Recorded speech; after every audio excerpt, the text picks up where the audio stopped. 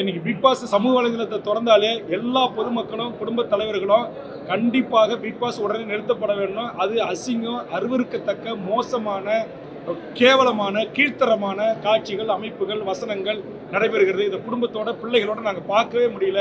இதுவரையில் நடைபெற்ற big pass சீசனை விட இது மிக மோசமான, அருவருக்கத்தக்க, அநாகரிகமான ஒரு பச்சை ஒரு தொழிலை செய்யக்கூடிய நிகரான தொலைக்காட்சி தொடராக அது போய் நிற்குது. அதனால் நான் ஜனநாயகரியாக தொடர்ந்து நான் இதை வலியுறுத்தி வரேன். மாற்றி அமைங்கன்னு சொல்கிறேன். அதை எதுவுமே செய்யாமல் இன்னும் நாளுக்கு நாள் மிக மோசமான வக்கரமும் வன்மமும் ஆபாசமும் நிறைந்த காட்சிகள் இடம்பெறுது. அதனால தான் இனி பொறுக்க முடியாது. எங்கள் மகளிர் அணிப்பை தயார் செய்கிற கிட்டத்தட்ட சுமார் ஒரு 5000 பேருக்கு மேலே திரண்டு எங்கள் பெண்கள் பிக் பாஸ் உடைய அந்த ஷோ நடைபெறுகின்ற இடத்தை முற்றுகிட்டு மிகப்பெரிய போராட்டத்தை நாங்கள் நடத்துவோம். துணை முதல்வர் பதவி அப்படின்றது பொறுப்பான பதவி. அதுல இருந்துகிட்டு இப்போ மழை பிரச்சனை ஏகப்பட்ட பிரச்சனை தமிழகத்தில் இருக்கு. 5 மணி விடைகள் 5 மணிக்கு ஒரு படத்தோட ரிவ்யூ போடுறது, ஒரு ரேடியோட ரேட்டிங் போடுறது, நாய்களோட அது எப்படி பாக்குறீங்க? அவர் துணை முதலமைச்சர் deputy chief minister of Tamil Nadu என்று அரசு இணையத்தில் போட்டிருந்தால் கண்டிப்பாக அது கண்டிப்புக்குரியது. அவர் ஒரு சினிமா நடிகர்.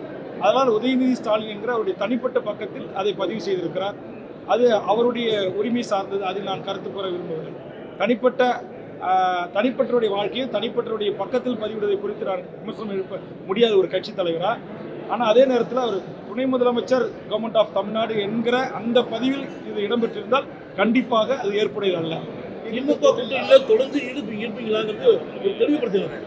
நான் ஏற்கனவே பலமுறை சொல்லியிருக்கேன். நாங்கள் மதத்தின் பெயரால் மக்களை பிளவுபடுத்துகிற பாசிச பாரதிய ஜனதாவோடு நாங்கள் கூட்டணியில் இடம்பெற மாட்டோம். அது அமைக்கின்ற கூட்டணியிலும் நாங்கள் இடம்பெற மாட்டோம்.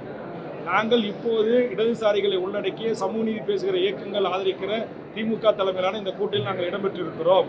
ஆனால் அதே நேரத்தில் எங்களுக்கு எம்எல்ஏ எம்பி பதவிகளை காட்டிலும் நாங்கள் 1.5 லட்சம் மக்களை ஒரே நாளில் பலி கொடுத்த ஒரு இனம்.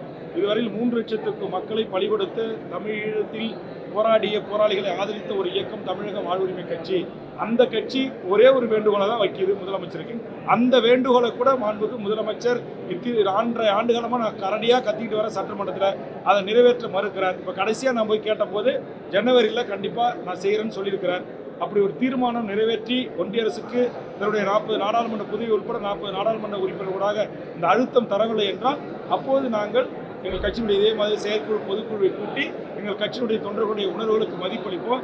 இப்போ செயற்குழுவில் 600க்கும் மேற்பட்ட உறுப்பினர்கள் இந்த பாக்ஸ் என்று சொல்லக்கூடிய அந்த அட்டை போட்டியில் ஓட்டெடுப்பு நடத்திருக்கிறோம். அதை நான் மட்டும்தான் படிப்பேன். அதை படிச்சுட்டு கட்சியினுடைய தலைமைக்குழு உறுப்பினர்களோடு கலந்து பேசி கண்டிப்பாக ஒரு நல்ல முடிவை நான் எடுப்பேன்.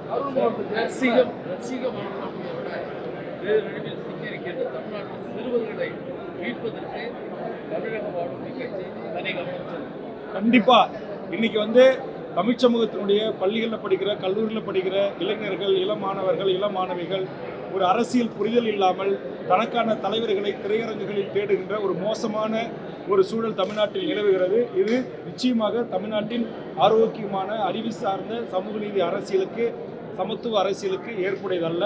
அந்த விழிப்புணர்வை உருவாக்க வேண்டியது என்னுடைய பொறுப்பு மட்டுமல்ல, தமிழ்நாட்டில் இருக்கிற ஒவ்வொரு அரசியல் கட்சி, ஒவ்வொரு சமூக மாற்றத்திற்கான நல்ல மனிதர்களுடைய கடமையும் கூட.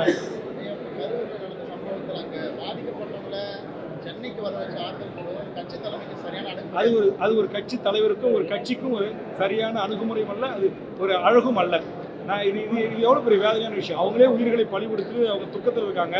அவங்கள தான் இருக்கிற இடத்துக்கு வர வைத்து பார்ப்பது என்பதும், இருக்கிற இடத்துக்கு வர வைத்து உதவி செய்வது என்பதும், பாதிக்கப்பட்ட மக்களையே பாதிக்கப்பட்ட இடத்திலிருந்து வர வைத்து தன்னுடைய பனையூர் தோட்டத்தில் பார்ப்பது என்பது ஒரு அரசியல் கட்சி தலைவருக்கு அழகல்ல.